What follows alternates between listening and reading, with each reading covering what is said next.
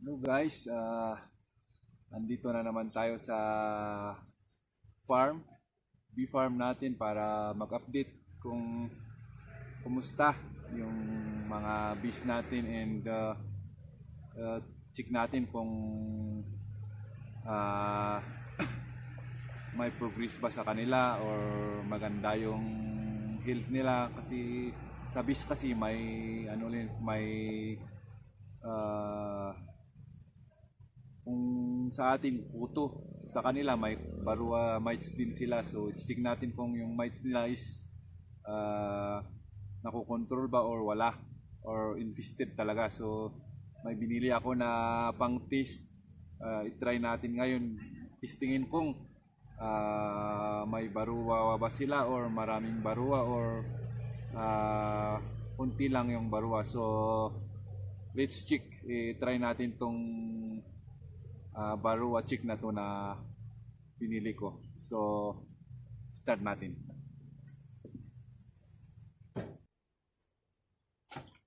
Natin kung okay ba.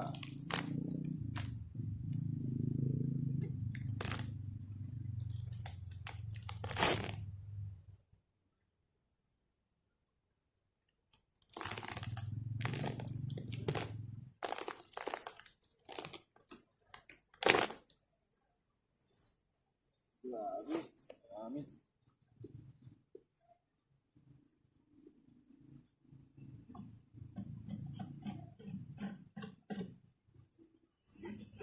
Samin natin. Um,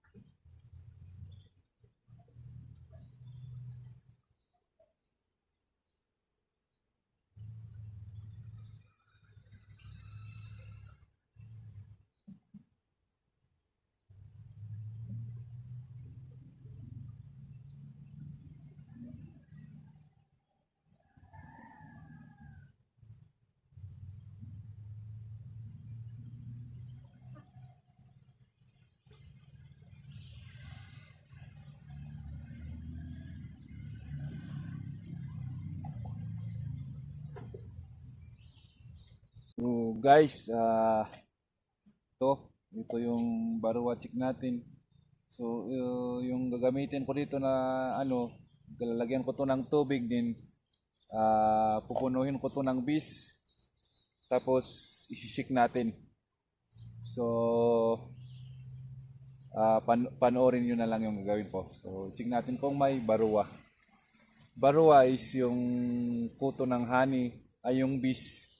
And yun po yung mga yung uh, pumapatay sa mga brood, mga young bees, kaya madideform yung mga ano nila, yung katawan, madideform, pati yung kung magpipisa yung eggs nila, masisira yung pakpak, or yung iba mamamatay kasi sinisipsip ng mga Varroa mites yung nutrients ng katawan nila. So yun yung number one na piste ng mga bees din. So check natin kung maganda yung colony natin na walang piste.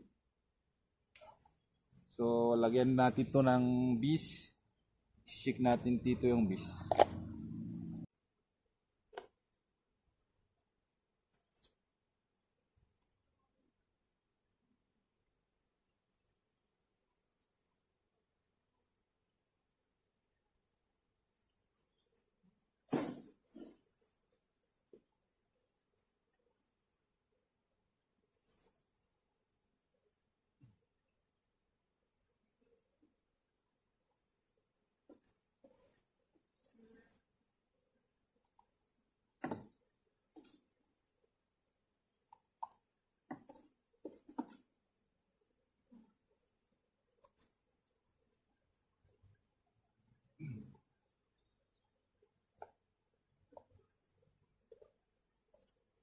Yan, nilagay natin yung bees dito, tapos check natin kung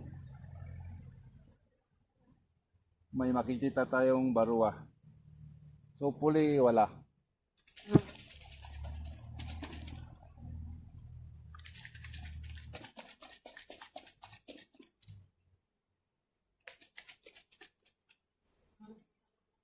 Hopefully wala.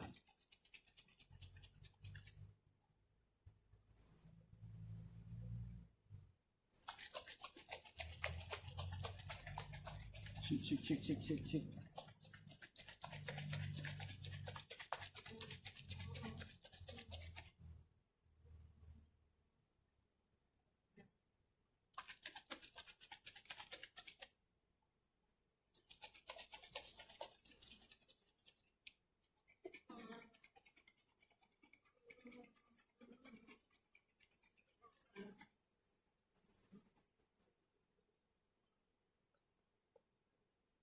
Kulang pa. Parang maganda, konti yung Varroa nila. Pag konti yung Varroa, yun yung indikasyon na maganda yung colony, healthy.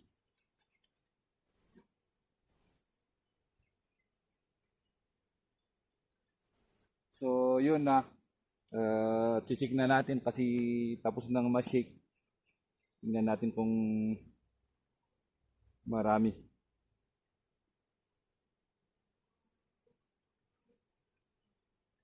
So nag-sacrifice tayo ng konting bees para ma-check natin kung yung colony natin. So hopefully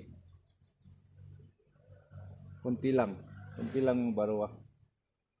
So i-drain natin and then check natin. Tatapon ko na to.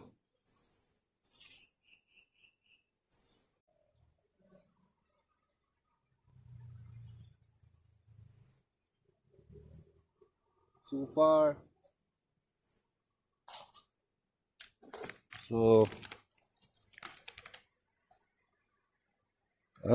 yan po yung Varroa, yung parang kuto na yun sa loob na maliliit yun.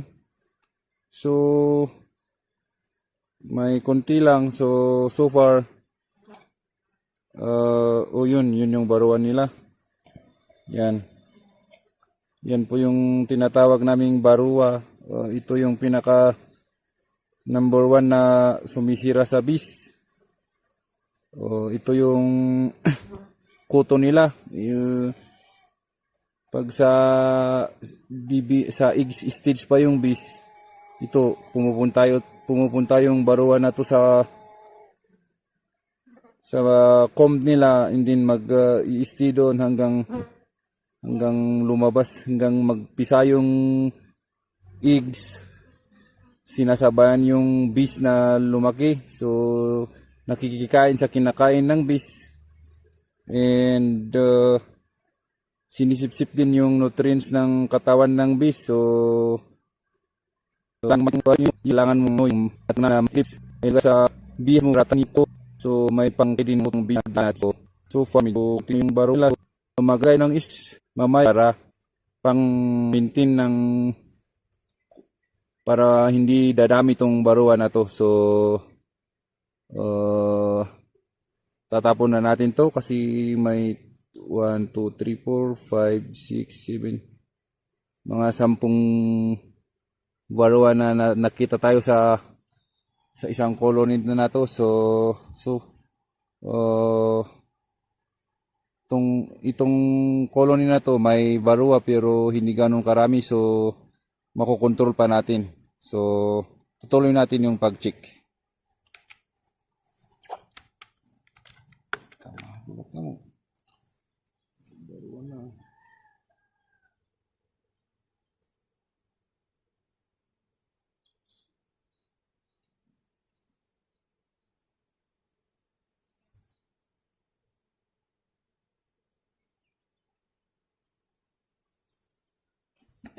Tuloy tayo sa pag-check. Then lilipat tayo isa-isa sa mga hives.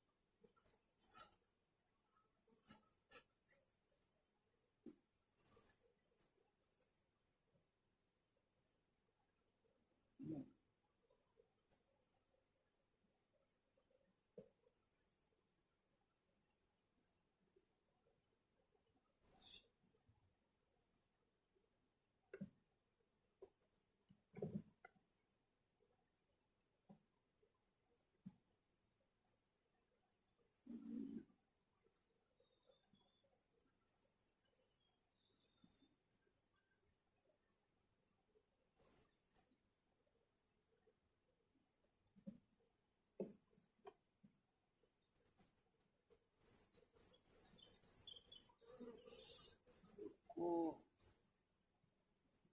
sakit yung kagat.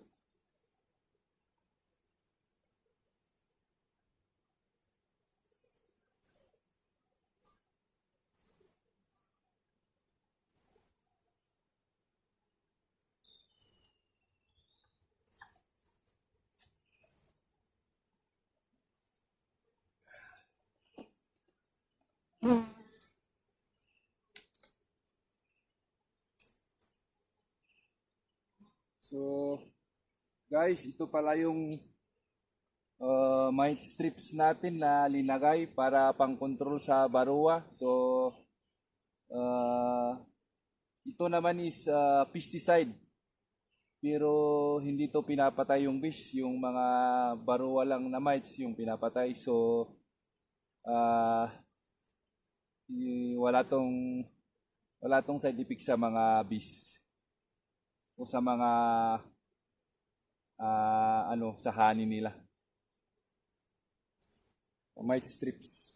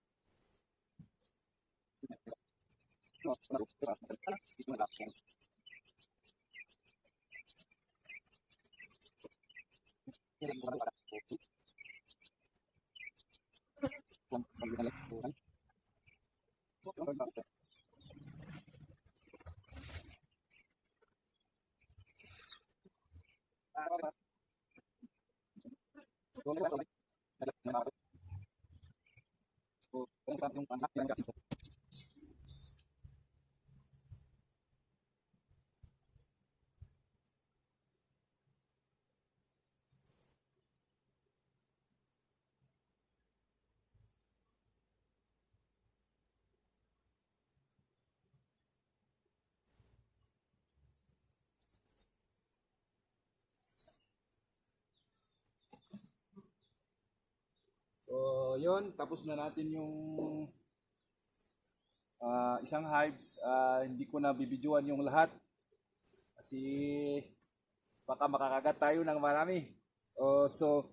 Uh, ganun po yung halimbawa ng pag-check natin ng barua ng mites ng hives natin. And yun,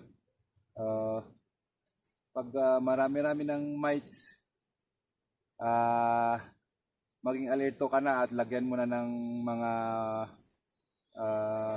pest control yung mga hives mo para hindi ka malalagasan or mamamatayan ng colony. So, yun po yung ginagawa namin dito sa mga bees namin dito sa Benguet.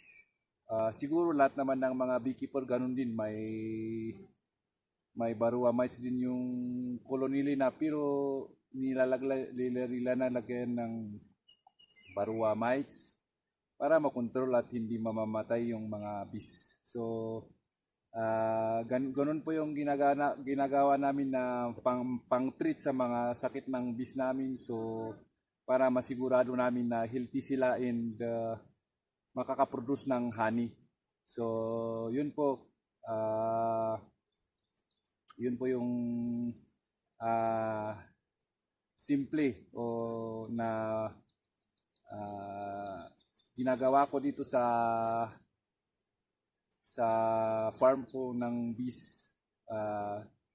Hindi ko alam yung mga ginagawa ng iba nating mga kasamang beekeeper dito sa Benguet, pero ito po yung isang ways para ma-check mo yung colony mo kung may tama ba ng mites o healthy. So, shoot out sa mga kasama kong beekeeper dito sa Baguio Benguet. Mahirap mag-beekeeping pero wag tayong mag-give up. Let's enjoy the journey. So, yun. Maraming salamat sa inyong lahat sa palaging pagsuporta sa amin. Lalo na sa martial art career namin at God bless sa ating lahat. So, hindi ko na po bibidyohan lahat ng gagawin po ngayon kasi hahaba yung oras. So, see you again sa susunod na update. So, God bless everyone.